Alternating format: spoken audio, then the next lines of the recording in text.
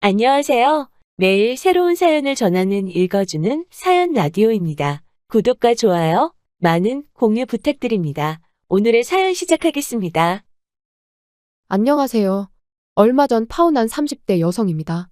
아무리 익명이라지만 제 이야기를 남들에게 한다는 것이 썩 내키지는 않는데 그럼에도 불구하고 이렇게 제가 사연을 보내게 된 건 정신 나간 제 남자친구 누나에 대해서 한번 이야기를 해보고 싶어서예요.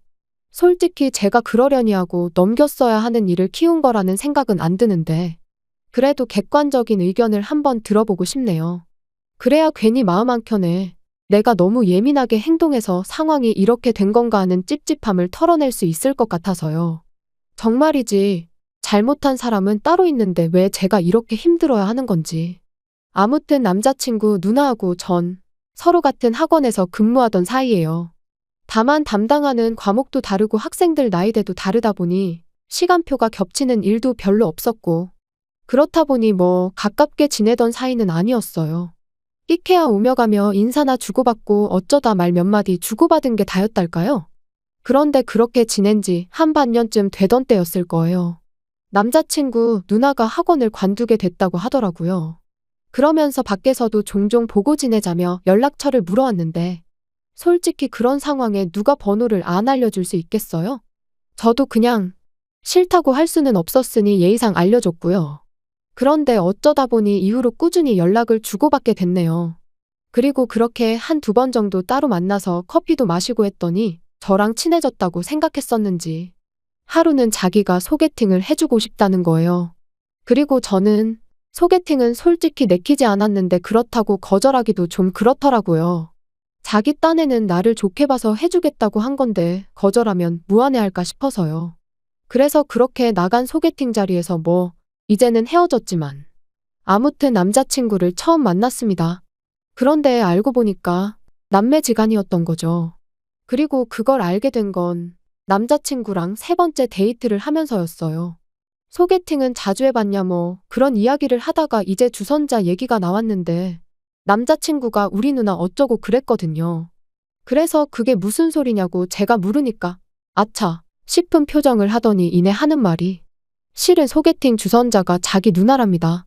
그리고 그 이야기를 듣고는 기분이 나빴던 건 아니지만 그래도 그게 무슨 얼마나 대단한 비밀이라고 말을 안 했나 싶은 게 좀 황당하더라고요. 그런데 남자친구가 덧붙이길 제가 누나 있는 남자는 안 만난다고 했었다는 거예요. 그래서 남자친구 누나가 남자친구더러 자기랑 남매라는 걸 말하지 말라고 했었다나요? 황당해서 그게 다 무슨 소리냐 그런 소리를 하기는커녕 그런 생각을 해본 적도 없다 했습니다. 하지만 그때는 남자친구가 그러냐며 자기가 잘못 들었나 보다고 대수롭지 않게 지나가듯 말을 하니 저도 더 꼬치꼬치 따져묻기도 그렇고 그래서 그냥 더는 별말 안 하고 넘어갔죠. 남자친구랑 어쨌든 잘 돼가고 있기도 했고요. 그런데 지금 생각해보면 그때부터 확실히 짚고 넘어갔어야 하나 싶어요.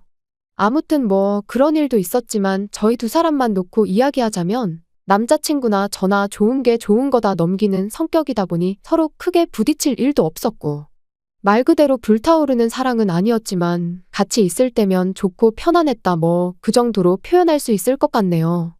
그런데 그렇게 만난 지 반년쯤 지나가던 무렵 생각지도 못한 이야기를 듣게 되었습니다. 남자친구가 대뜸 결혼 이야기를 꺼냈거든요. 그리고는 하는 말이 실은 어머님이 몇 년 동안 지병으로 고생을 많이 하셨는데 이제 정말 얼마 남지 않으신 것 같다며 가시기 전에 자기가 가정을 꾸리는 모습을 보여드리고 싶다나요? 솔직히 말하면 난감했어요. 남자친구를 사랑하는 건 사실이었지만 그래도 이렇게 빨리 결혼이라니.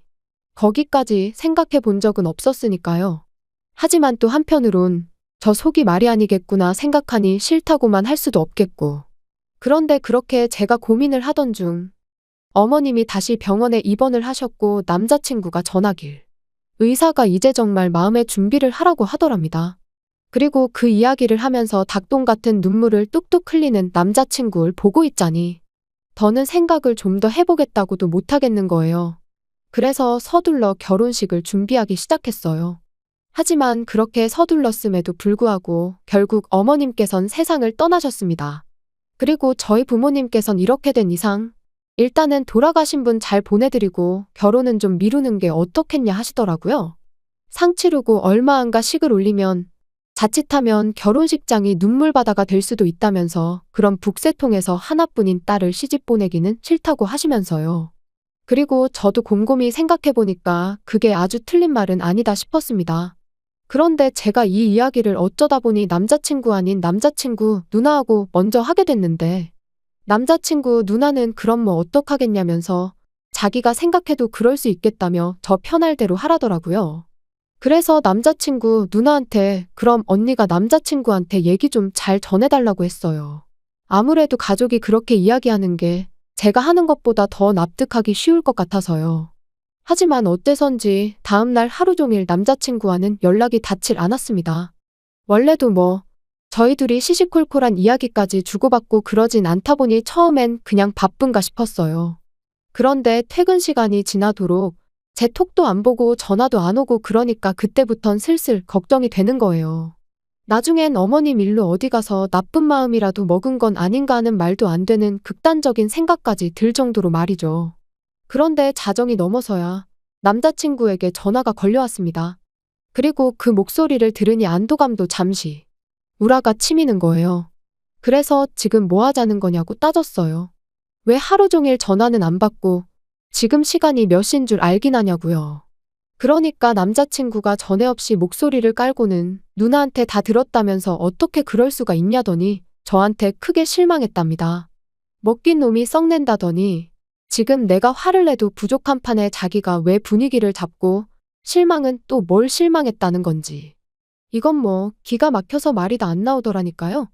그런데 그때 남자친구가 이어서 하는 말이 남자친구 누나한테 제가 결혼식장을 제2의 장례식장으로 만들 생각은 없다고 그러니 올해는 결혼식을 올리기 싫다고 하지 않았냐는데 정말이지 말이라는 게 같은 말이어도 아다르고 어다른 법인데 어떻게 그런 식으로 말을 전했나 싶은 게 기가 막히더라고요. 그래서 한숨 한번 크게 내쉬고 남자친구더러 한번 생각을 좀 해보라고 했어요. 내가 설령 그런 생각을 했다고 치더라도 그렇게 당신 누나한테 얘기를 했을 리가 있냐고요. 그리고 말이 나왔으니 말이지만 솔직히 당장 이모님부터 시작해서 어머님과 가깝게 지내신 분들이 혼주석에 비어있는 어머님 자리를 보면 마음이 얼마나 안 좋으시겠냐. 그러면 또 다들 눈물이 날 수도 있고. 그런데 우리 부모님 입장에선 딸 시집 보내는데 사위 쪽에서 다 같이 울고 있으면 슬픈 마음은 이해한다 치더라도 속은 상하시지 않겠냐. 그래서 결혼식을 미룰 수 있으면 미루고 싶다 그렇게 얘기했다 했습니다. 그랬더니 남자친구는 그제서야 제 말을 어느 정도 이해하고 납득을 했는지 아까보단 목소리에서 노기가 많이 가셨더라고요. 그리고는 하는 말이 그렇게까진 생각을 미처 못했다며 미안하답니다. 그래서 사과는 됐고 언니랑 내가 통화 좀 해야겠다고 했어요. 그랬더니 남자친구가 좀 난처하단 식으로 자기가 잘못 들었을 수도 있다면서 자기가 누나한테 잘 말하겠다나요? 하지만 저는 도무지 가만히 있을 수가 없었습니다. 지난번 일도 그렇고 왜 자꾸 없는 말을 지어내선 사람을 곤란하게 하는지 이해할 수가 없었으니까요. 그래서 바로 남자친구 누나한테 전화를 걸었어요. 그랬더니 어찌나 태연하게 받던지 정말 뻔뻔하다 싶대요. 아무튼 남자친구 누나한테 도대체 뭐라고 얘기를 했길래 남자친구가 나한테 그런 소리를 하냐고 따졌습니다. 그리고는 동생이 여자친구랑 싸우라고 고사를 지내는 게 아니면 도대체 왜 그런 식으로 말을 하냐고 했죠. 그리고 저는 그러면 언니가 오해라던가 미안하다던가 그런 식으로 나올 줄 알았거든요. 그런데 사과는커녕 아주 그냥 발뺌을 하대요. 자기는 도대체 제가 무슨 말을 하고 있는 건지 모르겠다면서 자기는 그렇게 말한 적 없다면서요. 그리고는 어쨌든 서로 오해는 풀었다며 그럼 된 거지. 우리 이제 곧 한가족 될 건데 이렇게 시시콜콜한 일들까지 옳고 그름을 따지고 누가 언제 뭐라고 했는지 추궁하고 그래야겠냐는데 정말 할 말이 없더라니까요. 그래서 그때부터는 제가 남자친구 누나한테 거리를 두기 시작했어요. 말 한마디라도 잘못 섞었다간 괜히 또 쓸데없는 소리나 나오지 싶어서요. 그리고 그렇게 지내다 올 여름부터 다시 조금씩 결혼 준비를 시작했는데 아무래도 이제 남자친구 쪽에는 부모님이 안 계시다 보니 어쩔 수 없이 예단이나 혼수 같은 문제는 어떻게 해야 할지 마땅히 상의할 사람이 없더라고요. 그래서 남자친구한테 어차피 양가에서 도움도 안 받고 하는 결혼이니 쓸데없는 허례허식은 빼고 우리가 알아서 하면 어떻겠냐 했습니다. 그랬더니 남자친구도 처음엔 좋다고 했지요. 그런데 며칠 뒤 어디서 무슨 소리를 듣고 왔는지 저더러 자기 누나랑 상의를 하면 좋을 것 같답니다. 평소에 어머니랑 누나랑 사이가 좋았으니 누나가 어머니 마음도 제일 잘 알 거라면서. 그러니까 누나 뜻이 어머니 뜻이라고 생각하면 되지 않겠냐면서요. 그리고 저는 솔직히 그게 말이 되나 싶었지만 일단 알겠다고 했어요. 최소한 한두 번 얘기해보면 시쳇말로 사이즈가 나올 거고 아니다 싶으면 그때 얘기해도 늦지 않겠다는 생각으로 말이죠.